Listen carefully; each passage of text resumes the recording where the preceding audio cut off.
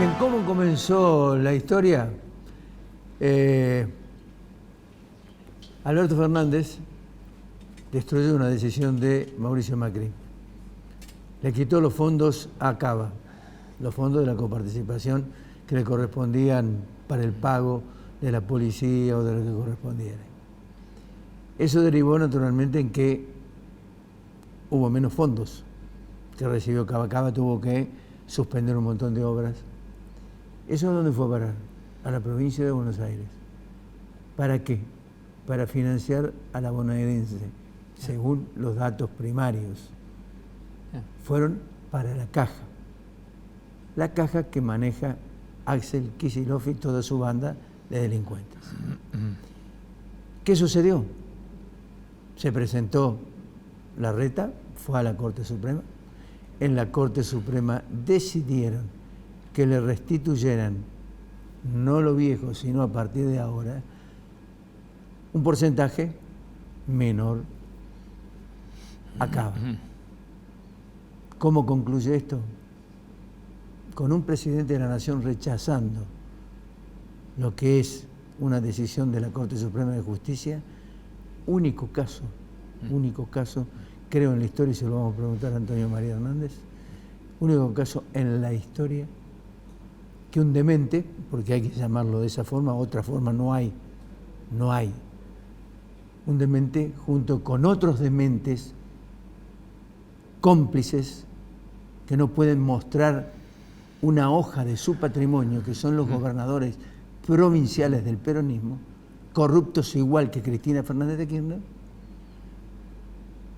presentan hoy el juicio político a los hombres de la Corte Suprema. No sé si he resumido la cosa. Antonio María Hernández con nosotros. Está muy bien resumido, Ricardo, con mucha precisión. Nadie podía imaginar una salida de esta naturaleza. La Corte Suprema había cumplido con su deber. Era muy previsible este fallo. Tenía como antecedente inmediato el conflicto que se había dado entre la ciudad de Buenos Aires y el Estado Nacional por el cierre de las escuelas primarias, de tal manera que se sabía que la Corte iba a decir lo que dice la Constitución, es decir, que la ciudad autónoma de Buenos Aires tiene competencias en esta materia, claro, que también tiene que formar parte de la coparticipación y que además lo establece de manera muy expresa la Constitución: cuando se trate de transferencia de competencias, servicios o funciones, vos necesitas siempre, esto es federalismo de coordinación y de concertación, el acuerdo de la respectiva provincia o de la ciudad autónoma de Buenos Aires. De tal manera que esto es medida cautelar, no fue resuelto el fallo del asunto, el fondo del asunto, pero era evidente que esto iba a ocurrir. Además, la propia Corte ya había mediado entre las partes. Así que así se ha planteado el conflicto, pero claro, la salida no tiene precedentes en la historia argentina, lo cual no significa que no se hayan violado fallos de la Corte. Se conoce muy bien el incumplimiento en relación al procurador Sosa de la provincia de Santa Cruz, de tal manera que no es novedad que el kirchnerismo no acata la orden de un juez, cometiendo obviamente hechos delictivos. Lo que pasa es que sí es cierto que no habíamos tenido un hecho de esta magnitud. Como el escándalo que se produjo tuvo además impacto internacional y algunos sectores a nivel del extranjero y también de la Argentina reaccionaron frente a lo que es un precedente incalificable como este, el resultado no fue otra cosa que empezar a dar marcha atrás. ¿Cómo? Violando también la orden de la Corte y diciendo que vos vas a pagar en bonos.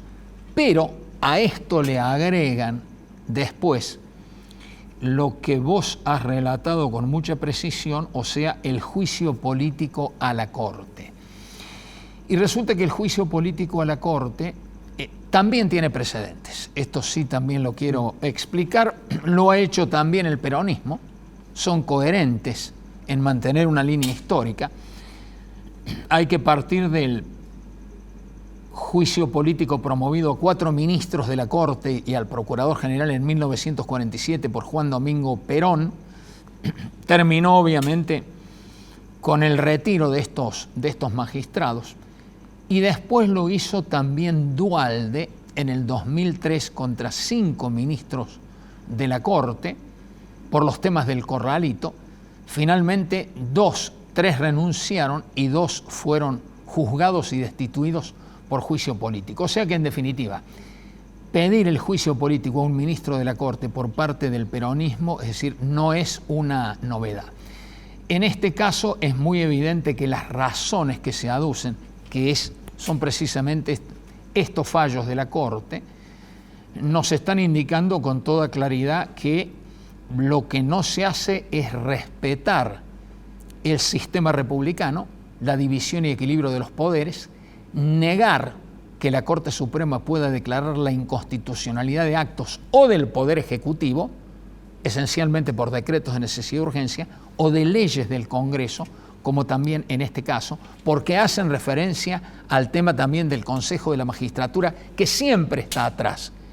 Y está atrás porque el objetivo obviamente es asegurar la impunidad frente a uno de los problemas más graves que tiene la Argentina, que es el tema de la corrupción. Así que, en definitiva, una situación institucional verdaderamente incalificable, y con mucha razón, lo dijo recién Alfredo Blanco, uno no puede de manera ingenua creer que la violación de las leyes, que la violación de la Constitución no tiene ningún efecto en la vida de las personas o de los países.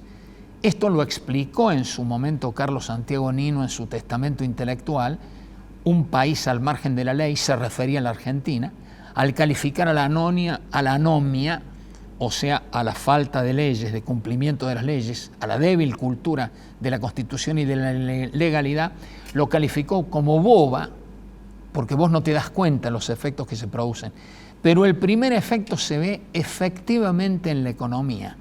¿Quién va a confiar en un país en que ante un fallo de la Corte Suprema, y esto es lo que piensan los inversores extranjeros, qué tipo de seguridad jurídica puede haber en el país cuando un fallo de la Corte Suprema es desconocido por el presidente de la República y por gobernadores? Así que, en conclusión, está estudiado desde la economía y desde el derecho cómo la violación de la Constitución y de las leyes impide el desarrollo económico, impide en definitiva el desarrollo humano, y proclama, en vez del Estado de Derecho, o sea, en vez del gobierno de la ley y de la Constitución, el gobierno arbitrario de los hombres, que es el motivo por el cual nació el constitucionalismo.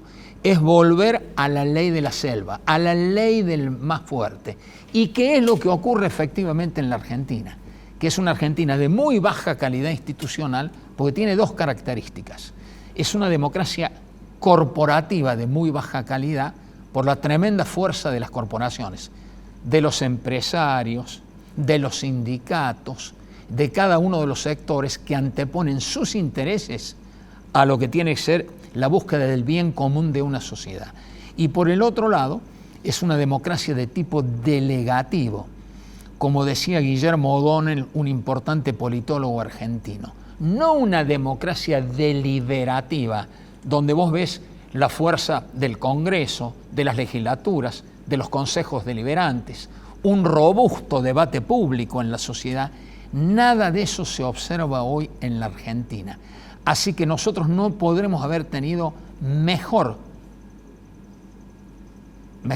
peor inicio de año, como vos lo dijiste al comienzo del programa, que el que nosotros hemos tenido. Este ataque virulento del presidente, acompañado por gobernadores que para colmo usan la palabra federalismo, cuando todos nosotros sabemos de qué manera conceptúan al federalismo, o sea, como verdaderos feudos en los cuales no existe el sistema republicano y hay gravísimas violaciones de derechos, como lo vimos particularmente en el caso de Formosa. En la pandemia nosotros llegamos a ser denunciados ante la Comisión Interamericana de Derechos Humanos por los derechos humanos violados durante la pandemia. Así que, en definitiva, estos son los conceptos de estos gobernadores que, además, junto al presidente, incumplen una obligación esencial. Son los primeros que tienen que acordar un tema fundamental para cambiar el federalismo argentino. Acordar las bases para la ley convenio de coparticipación impositiva. Nosotros llevamos 26 años ya de violación de la Constitución porque tenía que estar sancionada el 31 de diciembre de 1996. O sea, estos gobernadores que no entienden, que no saben bien lo que es el federalismo, sin embargo, hablan de federalismo. Me has dado una clase magistral de constitucionalismo. ¿Cómo termina esto? Esa es una pregunta muy inquietante, Ricardo, pero antes estábamos conversando que va a ser un año muy complejo, no hay diálogo, estamos muy lejos de lo mejor que nos dejaron los 40 años de democracia. Para mí el único momento de ejercicio real de política arquitectónica, o sea, el acuerdo para la reforma constitucional de 1994 que planteó una muy profunda modernización del derecho constitucional argentino rumbo al siglo XXI, todo esto está incumplido. El Congreso nos debe la sanción de 25 leyes reglamentarias, pero veamos la realidad. El informe de Laura Serra en La Nación sobre lo que fue el funcionamiento del Congreso el año pasado, sancionadas solo 36 leyes, la menor cantidad de reuniones en el año. 13. Exactamente. 13. Y además de todo esto, veamos cómo está actuando el Poder Ejecutivo, que lo estamos analizando. El único de los poderes que de alguna manera está funcionando y tratando de cumplir sus responsabilidades es el Poder Judicial. Por supuesto que no se puede hacer un juicio generalizado, hay que analizar cada tribunal, pero es evidente que la Corte Suprema viene dictando una serie de fallos muy importantes, particularmente en materia federal y de autonomía municipal. Esto también hay que tenerlo presente. Por eso también es muy curioso que estos gobernadores, en vez de reconocer esa jurisprudencia tan importante de la Corte a favor de las autonomías provinciales, como lo fue claramente en el reclamo de las provincias de San Luis, Santa Fe y Córdoba, claro, por las detracciones a la masa coparticipable, que es más o menos este mismo tema. La pagó, pero ni más ni menos. La pagó Macri apenas llegó. Pero ni más ni menos, por fallo de la Corte Suprema. Sí. O sea que esta es la continuidad de esa jurisprudencia. Por eso esto es verdaderamente inconcebible. En ese contexto va a ser muy complejo el año. Hay que entender que lo más importante en la política es la posibilidad del diálogo para lograr el objetivo más importante y primero del preámbulo, constituir la Unión Nacional. Si vos no dialogás con seriedad y con responsabilidad sobre la base del cumplimiento de los principios constitucionales, es muy difícil resolver los muy complejos problemas que tiene la sociedad argentina. Te voy a pedir síntesis para esta respuesta de esta pregunta. ¿A qué político le interesa o a qué gobernante le interesa la Constitución Nacional? A muy pocos. Esto además está probado por esto que te voy a referir ahora. Yo he dirigido 2 encuestas de cultura constitucional, la segunda fue hecha en 2014, junto a Daniel Sobato y a Eduardo Fidanza. Sí. 73% de los entrevistados reconocen desconocer absolutamente la Constitución.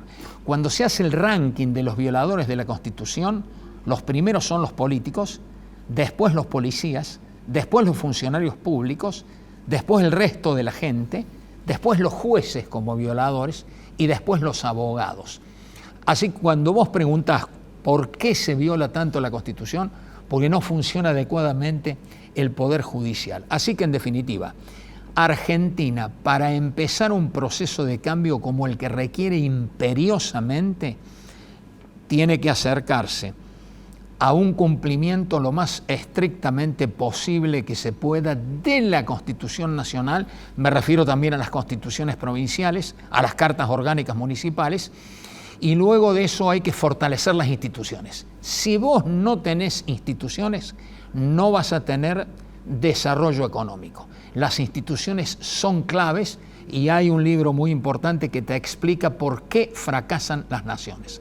Fracasan las naciones cuando no hay respeto por el orden institucional y constitucional. Antonio, has dado una clase magistral de constitucionalismo y has dado una clase magistral de las derivaciones de violar una constitución y la falta de respeto a la constitución. Te agradezco mucho. No, muchas gracias por esta invitación, Te agradezco Ricardo. muchísimo, Todo lo porque contrario. pone claridad en muchas cosas. Gracias por esta invitación, por esta posibilidad y felicitaciones por el programa nuevamente. Gracias nuevamente.